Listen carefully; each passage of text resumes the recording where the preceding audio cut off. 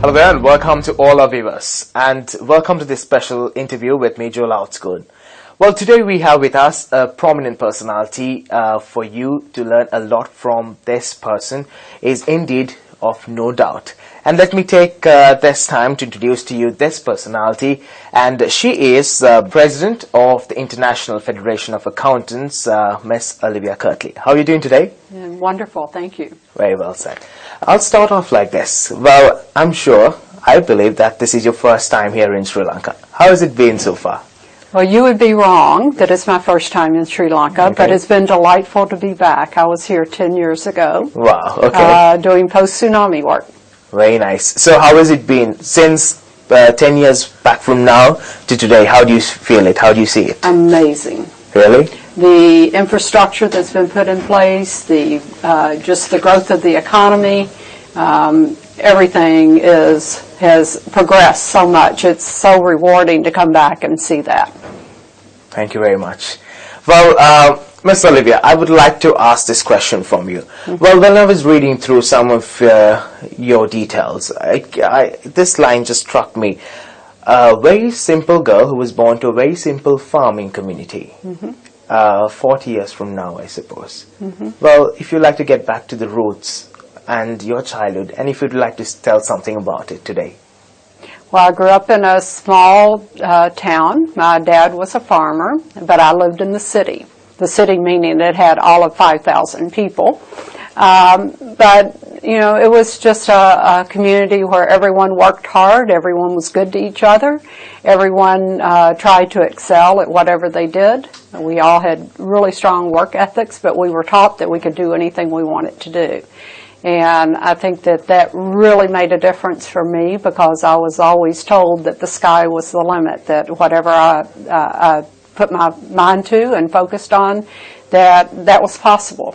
So I think that was a very freeing thing for me to know that there was nothing that I could aspire to, that if I worked hard enough, that I wouldn't have the support of my family, my community. And so it was a very, very healthy, wonderful, simple environment to grow up in. It was a simple environment, as you said. But today you're standing in a very different position from where you were. What was your upbringing like? Which streams do you major? Or if you would like to touch on that, your schooling life.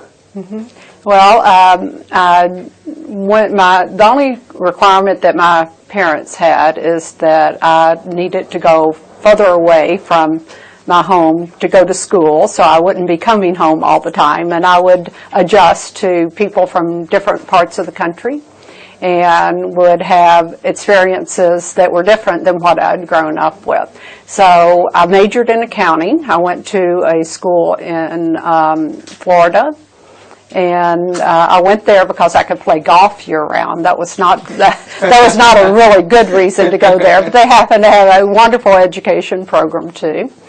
And I majored in accounting, and when I came out, I started working for one of the international accounting firms. Since you touched on this thing, the whole aspect of golfing, well, I believe that you're a person who has actually balanced your sporting life and of course, your education.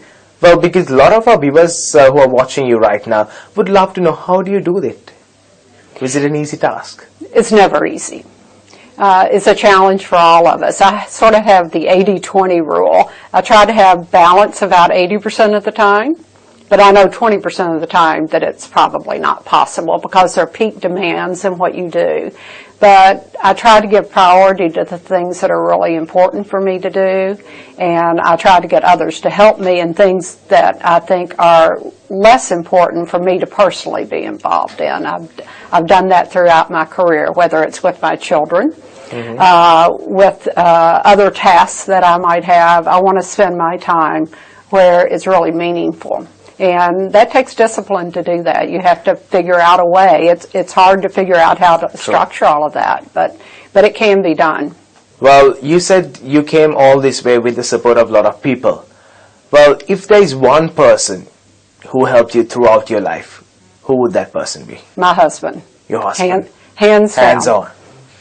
Your husband. Yes. Well, since you touched on this aspect of your husband, well, make me if I'm wrong, Well, you just got into employment to support your husband. And 2 days before your marriage, you were recruited. What is this whole story? A very inspiring story. Well, 2 days before your marriage, getting a job, I think would be astounding. And hunting for a job. What's the story behind this? Well, my husband wanted to go to medical school, but he had no means to pay for it himself. So we were getting married, and I knew that I was the sole support if he was going to be able to go. But in the United States at the time, it was a time when they did not hire women into the profession. Oh. And so finding a job as with one of the large firms, I knew would be difficult. But I told you before, I'd always been told that if I was determined, and that was my aspiration, that you could find a way to do it. And I had interviewed with several other firms, and 2 days before my wedding, I was told that EY wanted to interview me. And could I come to Louisville, which was 90 miles away. And of course, my wedding guests were already coming in. Okay. And I said, of course I can. You always find a way to do it. Yeah. And I went, and it just happened that the man that was in charge of that office had 3 daughters. And they were all entering the professional world, and he hired me on the spot.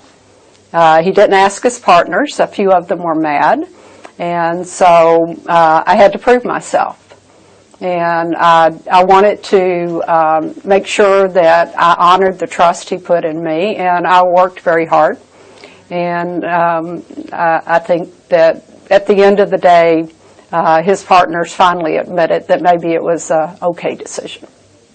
Wow, a very nice story.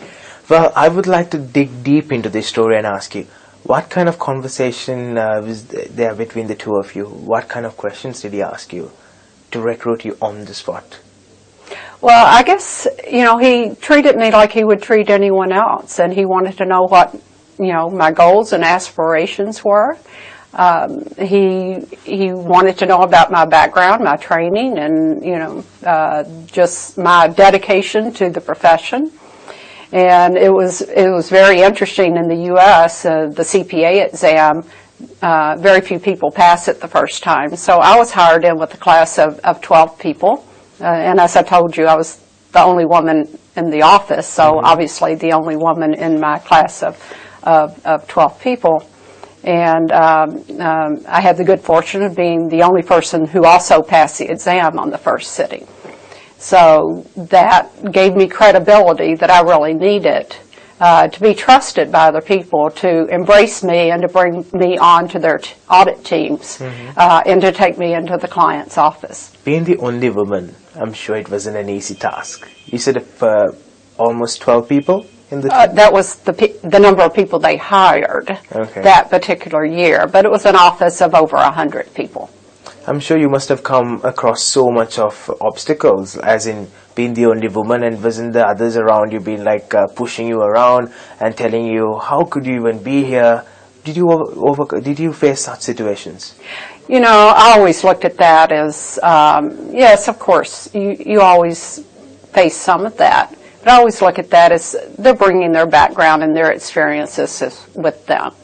And so I know who I am, I'm confident in myself, and that is a bias that they bring. And so it's my job to help them overcome that bias through my actions and through my professionalism and through how I perform. And I will tell you, to a person, I think that they all eventually not only accepted me, but embraced the fact that I was a very valuable part of their team. With time, everything was settled down, I suppose. Well, but there's no substitute for confidence. So I had to make sure I was confident. And I had to make sure that I could do an excellent job. And I probably worked harder, and I probably, I needed to pass my exam on first sitting. Yes. I needed to excel. But you lead by example, and I really wanted to make sure that the path was cleared for other women coming behind me. I wanted them to have an easier time than I had, and to be more accepted at the front end than maybe I was. So gender was actually not a big problem because you overcame every obstacle in your life Well, Same. every obstacle might be a strong statement, but... Most of your obstacles, let me put it that way, yeah? Well, you also spoke about you work towards your goals. If you may say, what are your goals? Oh, my goals are always to help those The around... top three. My top three. Top one. Top one, okay. It would be to help others around me be successful. Perfect. As an accountant, one of my goals was to provide the information that people needed, not the information that I happen to be producing. And so in order to do that, you have to go and talk to people, ask them what their issues are, what information, if they had it, would enable them to be more successful, to do their job better, and then find a way to provide that. And then I'd say my third goal was always not to feel like I was restricted to my area of expertise, that I could use that area of expertise as a platform to work across a business or work across a firm, because that gives you a very unique insight into how to solve other problems throughout the organization, or how to take advantage of opportunities that might present themselves.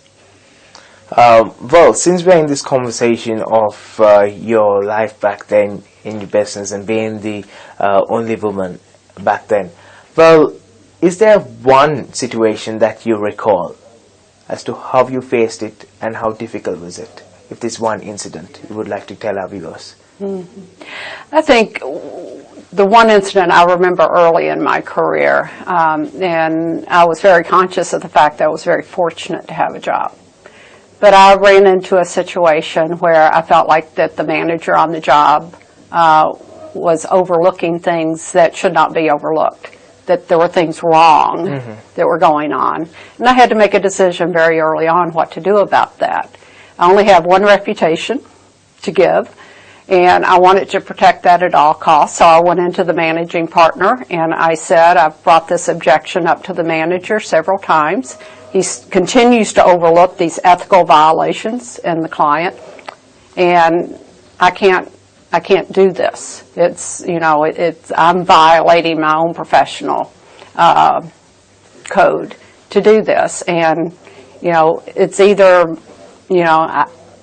I will need to quit Yes. or we need to correct this. It was a tough decision because, as I said to you before, I was a sole source of income for my husband to be able to go through medical school, so I could have lost my job. But it's a choice I made early on that, there's some things you can't compromise on, and regardless of what the risks are, you have to stay true to your values. So you were able to fulfill your husband's dream in getting him through medical school and all? Yes. Yeah? He's a very successful doctor and does a wonderful job, and is my biggest supporter. Very well said. Well, we'll have more details of this beautiful lady, who is also the president of the International Federation of Accounts, Miss Olivia Kirtley, after this short commercial break. Welcome back to the program. Well, you're with me, Joel Outscoon, and we're in conversation with the president of the International Federation of Accountants, Miss Olivia Kirtley. Welcome back. Thank you. Well, just before we went to the break, we were talking about your early days back then. Well, now I would like to touch about your present context. The present president of IFAC. How do you feel about it? Well, it's been an incredible experience. IFAC, the International Federation of Accountants, is unique because it's the only global organization for all the professional accountancy organizations around the world. So, for instance, here in Sri Lanka, there are 3 member bodies that are members of IFAC. So our members are only the member bodies, such as CA Sri Lanka, CMA Sri Lanka, AET, and so that's who we serve. And we serve as that global voice. So you can imagine how many different challenges and issues there are around the world. And we hope to bring that global perspective to it. And we hope to contribute to the profession wherever we can in helping them achieve their goals, and wherever we think we can be effective in helping them with that, to walk along beside them. We require our member bodies to uphold very high standards. We call them statements of membership obligations. It's a very high hurdle, and Sri Lanka should be extremely proud of the profession here and the fact that you actually have 3 national bodies who are members of IFAC. Well, Ms. Kirtley, this is also an astounding fact. Well, you said you were the first woman to be recruited, and you're also the first woman to be the president of the International Federation of Accountants. Well, what an achievement. Were you planning on this, or how did it work?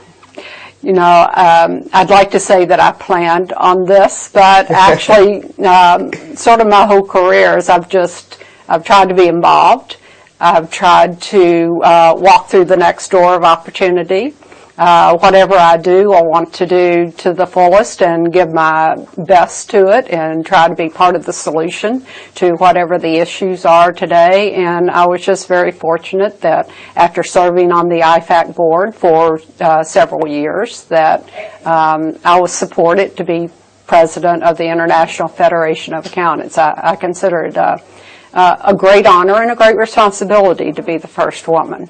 It gives me the opportunity to be able to demonstrate that women can be successful in leadership positions, and to allow everyone to see that all parts of the talent pool, both men and women, have tremendous amounts to contribute.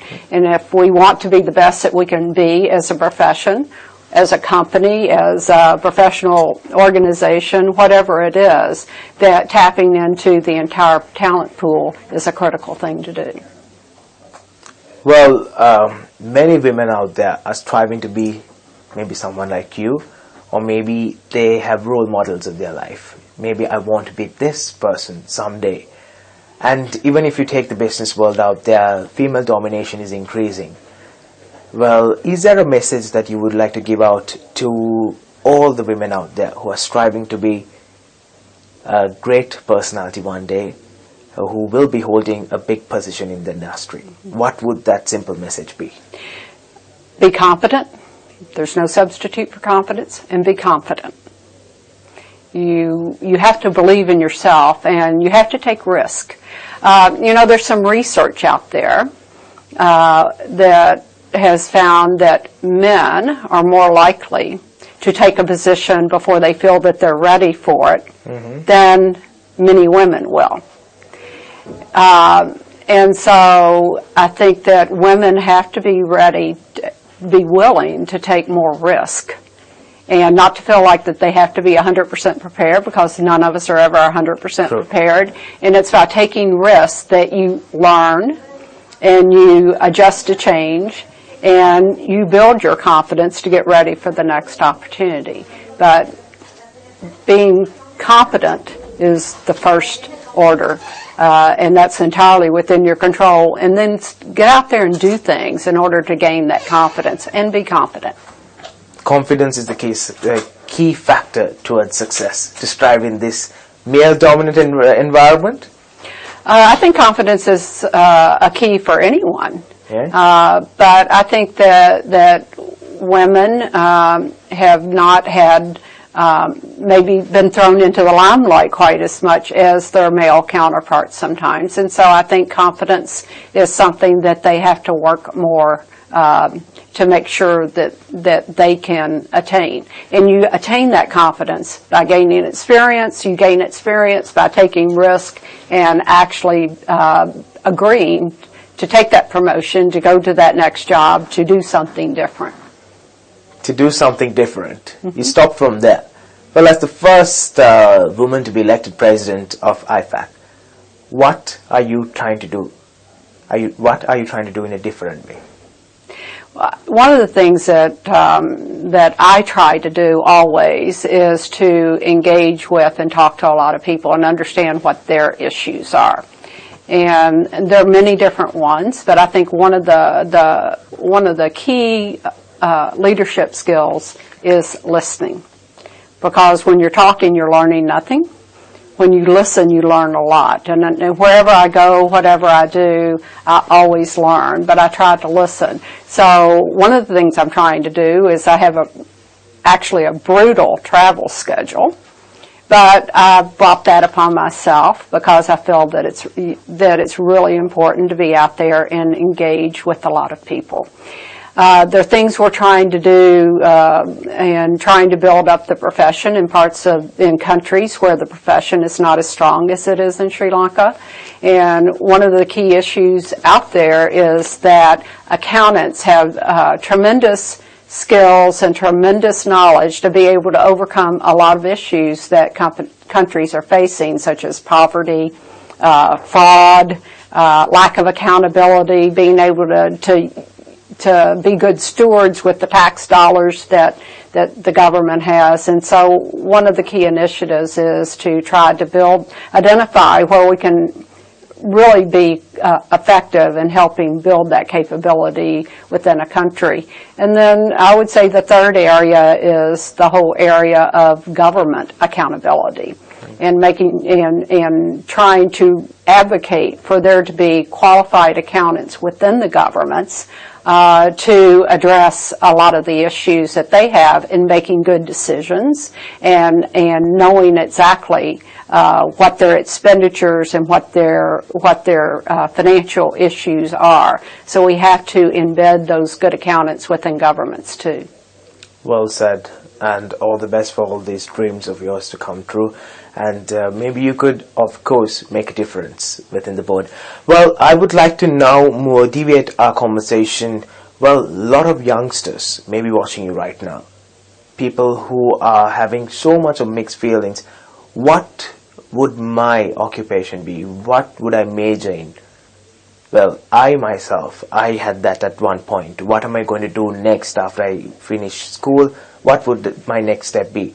Well, for those confused minds, what would that message be? Well, of course, I would say that accounting is a wonderful major. But the reason I say that is because it's an incredible platform for understanding any organization. I don't care if you're a doctor with your own single practice, or if you aspire to be in management, or if you aspire to work for a not-for-profit organization. The one thread that runs through every single organization around the world is the financial thread. And the financial thread is controlled by the accounting and the decisions that are made in providing information. And it's information that's the key to making good decisions for any organization. So I think that accounting is an incredible platform and springboard to go to any profession. And I know a lot of young people, they get asked, what are you going to do? Yes. And they want to say something, but they really don't know. And I have found throughout my career that even though accounting's been my major, I've had so many opportunities to do so many different things, whether it be acquisitions around the world or whether it be to help improve the operations of a plant somewhere, to serve on boards. I serve on public company boards and publicly listed company boards. It's my accounting that's been the foundation for all of that. But it is a foundation that frees you to do a lot of different things. Well, Mrs. Kirtley, I would like to ask this as our final question as we are about to wrap up the interview today. Well, a message out to the Sri Lankans. Well, this is my message as the current president of the International Federation of Accountants. Well, this inspiration got me here. This might help you if you take a close listen to what I say right now. What would that message be? Well, I think Sri Lankans, number one, should be extremely proud of what they have accomplished and the strong economy and the strong professions you have here. I think the one message that I would have is that we all have the power to help everyone else be better. And so part of what we should be doing, whether you're an accountant, whatever your profession is helping everyone else reach their optimal potential. And so I do that from the position of being an accountant. We all have the power to do that, but that's what will drive an economy, is when we have transparent, accountable, and service-oriented individuals working within a country, and to know that it's not about me, it's about everyone else and about making the entire community and the entire country better. Well, with those words, thank you very much for sharing your thoughts on this special interview. And let me, on behalf of our entire team, wish you all the very best for your future endeavors, and let everything be successful. And as you said, sky is the limit, and let that be the same for you. All the very best. Thank you very much. Well, that was Miss Olivia Kirtley, the President of the International Federation of Accountants. So those were her inspiring words. I'm sure there was a lot of learning from what she had to say. So the message has been given out. It's up to you to take it. And also remember, as she said, I quote her before I leave you, the sky is the limit. Have yourself a great day ahead.